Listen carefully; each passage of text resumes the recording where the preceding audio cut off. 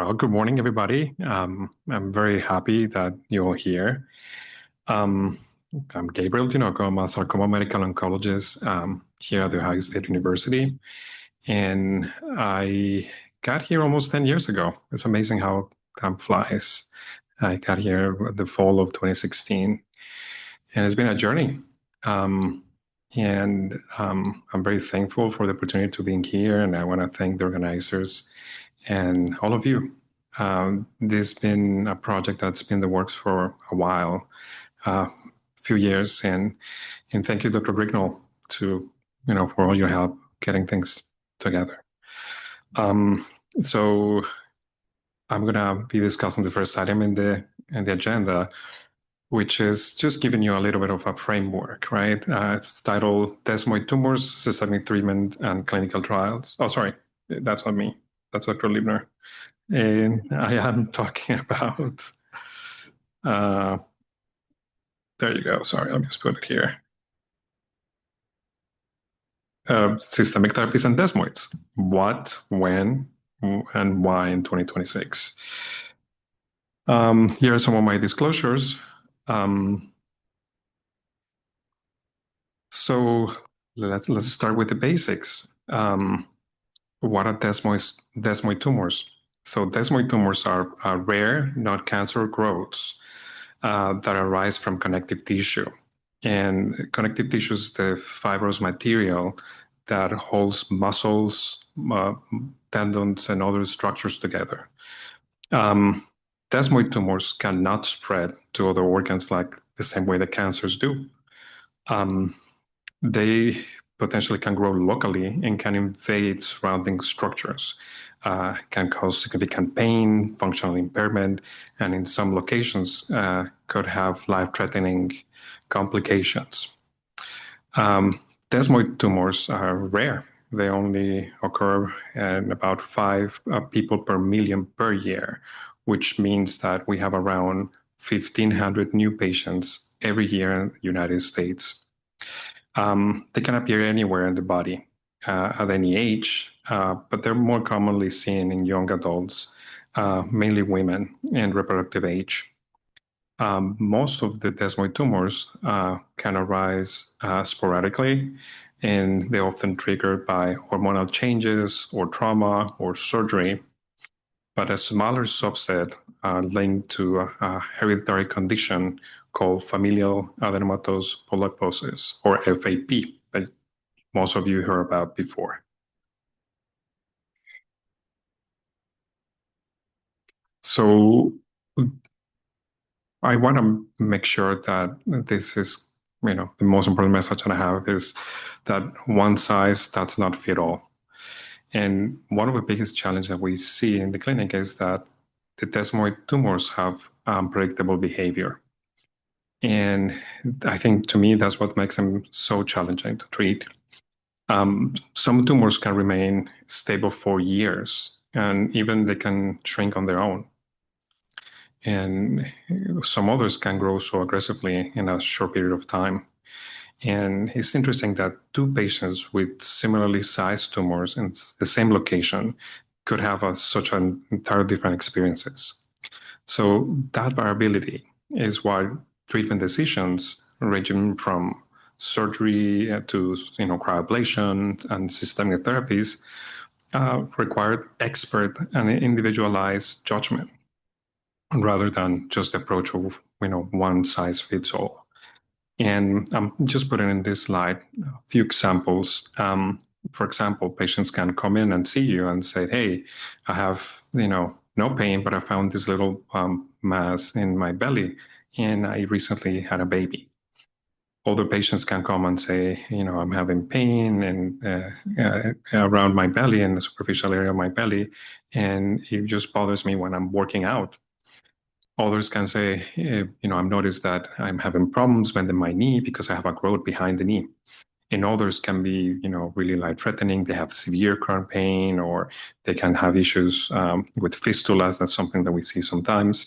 And the one in the picture that I'm showing, presented with what it looked like superficial mass in the neck, but the CT scan show actually that there was an infiltrative mass going inside of the critical structures in the chest. So it's a wide variety of presentations. So I want to make a point here with this slide, because everything that we do to treat desmoids needs to be based on the symptoms reported by patients. And sometimes it's hard to really capture and try to measure those symptoms. So there's a couple of tools that we have now that have been created with that purpose. So the one I'm showing here is called the Desmoid Tumor Symptom Scale, or DTSS. And for this particular one, patients with desmoids were asked directly what bothered them the most. It was pain, it was maybe functional limitation, emotional burden, interference with daily activities. And those responses were systematically coded and refined into a standardized questionnaire. And patients score each item, generating a total symptom score, and then a functional impact score. And the instrument is now used as exploratory endpoints in clinical trials, including the device study that led to the approval of nirogacestat. And that helps to capture whether treatments actually improve with the patients care about, and not only the tumor size and scan. And this is another important patient-reported outcomes tool. The jargon for this is PROs, and you may see that and that further in the presentation. This tool is called the DTIS, or Desmoid Tumor Impact Scale. And again, the principle is the same. You're trying to capture what matters to patients. And this is how the disease actually affects patients' ability to function, to sleep, and to maintain emotional well-being during the day. So this particular one has more items than the previous one, but the objective is the same. Have tried to quantify what we cannot capture beyond imaging.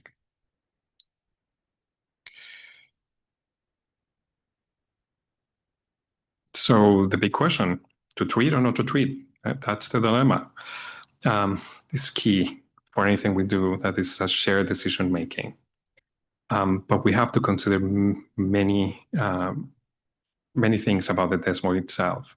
For example, the location, the proximity to critical structures, the evidence of progression, and you can understand the dynamics, how things change, how fast they change, how much they grow, or even the glow. We call it in our medical jargon enhancement, that is linked to response to treatment. We need to incorporate in that decision-making process the physical symptoms. If this is limiting the desired activities that the patients want to do, emotional impacts like anxiety, depression, etc. And then it's critical that any effects of the treatments during or after treatments should not be worse than the impact of the disease. And I think that's very important, because we don't achieve anything with pretty scans or pretty images. It's just what's the overall impact in patients. And that's why it has to be a shared decision-making process.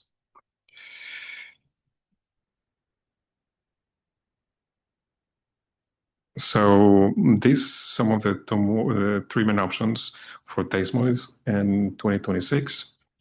Not sure what the order will be, but we'll find out. The key one that I want to start with is active surveillance, which is kind of watch and wait. And some of the patients that I see here, we follow that strategy. We want to understand, how things change. So if it's safe and the potential complications for waiting allow us to do that, we understand what are the dynamics, how things are changed. And we know that up to 20% of desmoid tumors can regress on their own. We have other options such as local therapies, and that includes cryoablation, and in rare situations, we can consider using radiation therapy. We tend not to use that much in our institution, but sometimes we have to. Most recently, we have some of these targeted agents, being nirogacestat, the first one to be approved, and I'm going to have a couple of slides coming up about that one. But also, we have new medications like varegacestat, which recently completed the clinical trial, And I hear that they're really interested in maybe applying for FDA approval. So it's great to know that there is more things happening. We have a little bit of older friends, the tyrosine kinase inhibitors, which is a family of oral medications that have shown to be effective treating desmoid tumors. The biggest and the one with the best track record in a phase 3 trial is sorafenib, but also we have imatinib and another medication called pazopanib. We have chemotherapies. So this is old-fashioned IV chemotherapies that some of you may have seen in the past. The critical one is kind of understanding why are we using them and what's the purpose of it. But Doxil and doxorubicin and dacarbazine are the most effective. We have also clinical trials, and Dr. Liebner in a few minutes will, give us more information about that. In particular, these new drugs, they're really exciting for the community.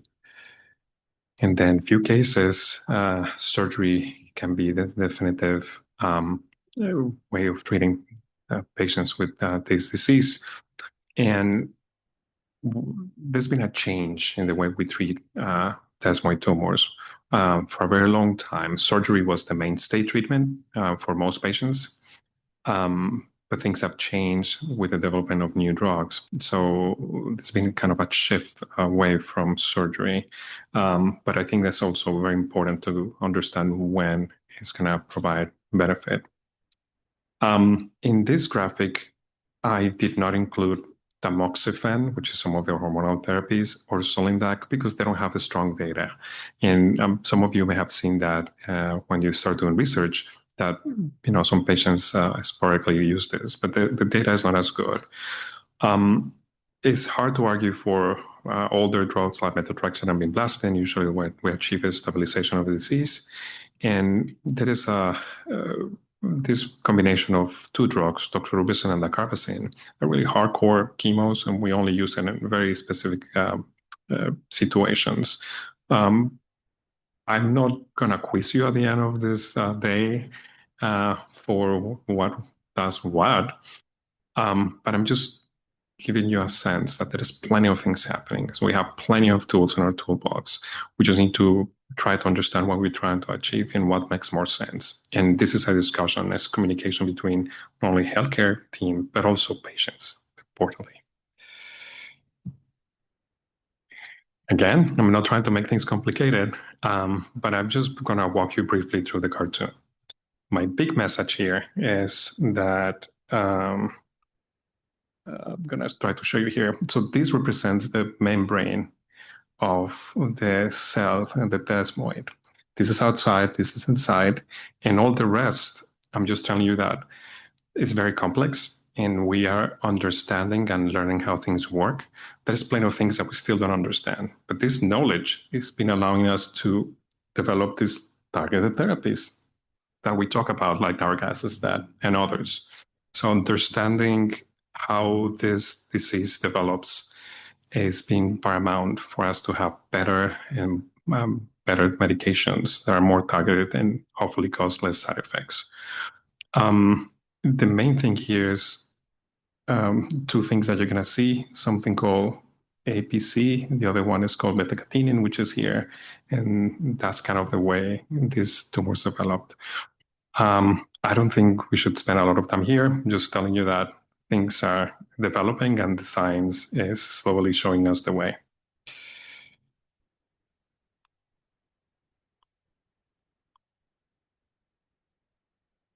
Okay, so let's talk about nirogacestat. I think this is important because so far this is our only FDA-approved drug for desmoid. And this was based in the study published in New England Journal of Medicine in 2023. And Ohio State participated in that trial. And we still have a couple of patients taking the medication from the original trial. It's critical that we understand sometimes these terms that we use to define success in clinical trials. So there is something called overall response rate, meaning that how much the measurable effect of the drug is based on the scans. And the other one is progression-free survival. So patients that we know that the tumor didn't change during a specific period of time. So for this particular trial, the overall response rate for nirogacestat was 41%, which was significantly higher than the placebo. And the 2-year progression-free survival was very significant, was 76% over 44%. So here, what you see is a waterfall plot because it looks like water falling. And then you can see here in the y-axis the percentage of change. And this is based on the measures that we do with scans. Right here too. And each column represents a patient. So anything that go up means growth. Anything that goes down means shrinkage. And you're going to see some lines here. So we have defined this in the way we measure the radiological success. So anything that goes or grows more than 20% means that it's progression. Anything that shrinks more than 30% means that it's shrinking right here, 20 and 30. So you can see here that it's a really robust amount of patients that have significant shrinkage that we could measure by the scans. And then in this side, the other arm is showing you the placebo group. So the people can ask, okay, well, what happened? Why these patients shrink if they were just taking placebo? They were not taking medication. And it's because that's the biology of disease. That's what we know. 20% of patients can regress on their own. And I think this is very, very important. Here, I'm just going to show you an example of what happens with the tumors on patients receiving this drug. You can see this big white patch here is the mass, and this is down in the pelvis. And later on, kind of this white mass disappears. Just going to show you here.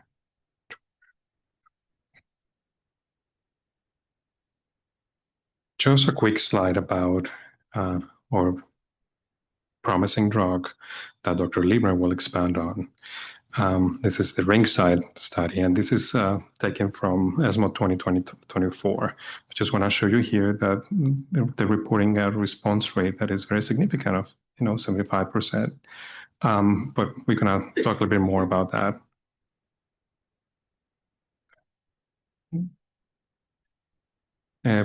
Here we have sorafenib. So sorafenib is another oral medication. It's a tyrosine kinase inhibitor, and they reported a clinical trial in 2018. And the same scenario that we discussed before. Oops. This is a waterfall plot. Everything that goes up is growth. Anything that goes down is shrinkage. Up and down. And you see here that sorafenib show a response rate of about 33%. And the placebo, is listed there. The progression-free survival was 81%. And that also make that a very good drug for what we do. So I wanted to have a list of potentials, pros and cons for each of the treatment options. This is not exhaustive. This is just for you guys to have a little bit of an idea of what make us take one option over the other. For example, let's start with watch and waiting, which is here. So what is the pros? There is no toxicity associated to it. 20% of patients can have regression, but can have all the consequences like anxiety. You don't know what's going to happen in the next scan, and more importantly, progression. If it's a area of concern, you can have worsening symptoms or limiting future treatment options. We also list here surgery, and sometimes it can be curative depending on the location and some other factors. But also they have side effects. You can have chronic sequela. You can have a high risk of recurrence, and we need to have a plan, and sometimes that can be an issue there. I'm also listing ablation. So the ablation, you pick the right uh, desmoid, you can have a very high rate of cure, and you can repeat it if there is local recurrence. And cons, listed there, included, like, you can have location limits in terms of visibility, and you can have complications in terms of affecting the skin and so on. Chemotherapy, such as Doxil, that's probably one of the most commonly used of the old chemotherapies. You can have potentially very potent responses. Response rate is about 40%, but you can have significant toxicity. You can have rashes, you can have allergies, potential cardiac problems, myelosuppressions, and so on. The one that you just recently talked about, sorafenib, can be highly effective for what we do. And this is a relative word, right? It's only 33%, but the benefit is there.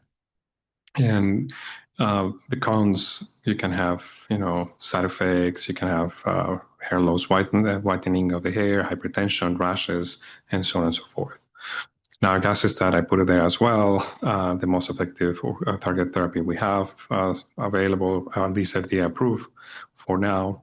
You can have other side effects like fertility disruptions and more GI toxicities.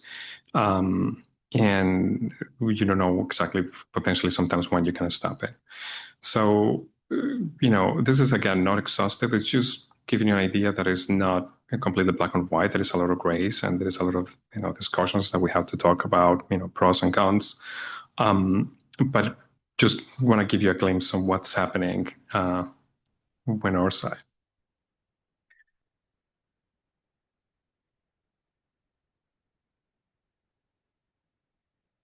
So, what is it, the common messages? I listed a few there. Many treatment options are available, but there is no one-size-fits-all approach. We have shared customized decision making for the decision to treat, and we have to pick the modality together. The current impact to patient quality of life is a driver for most treatment decisions, except high risk and some mesenteric FAP tumors. And this requires expert multidisciplinary input for best management. So I tried to make like an algorithm here. This is not official. It looks funny there. Sorry. Um, but it's like our approach will be if you have a patient with symptomatic disease or patients in distress, or there's a high risk location, if you say no, then potentially you can watch and wait. But if you say yes, I have any of these three things, you ask yourself, okay, cryoablation can work, or there is a low risk with surgery. If the answer is no, then you can potentially consider resection or ablation. If you say yes, you say no, you can move on to one of the medications like nirogacestat, sorafenib, or Doxil, or others. And even we have access in refractory cases to clinical trials and so on. Again, sorry about the way it's showing, but the concept is the same. Is a decision that we're taking together, that we're going to be discussing together. It's not a straightforward case for most of the times, but I hope this was informative. And with that, I want to thank you. And I wonder if you have any burning questions. Otherwise, maybe we can save it for the Q&A.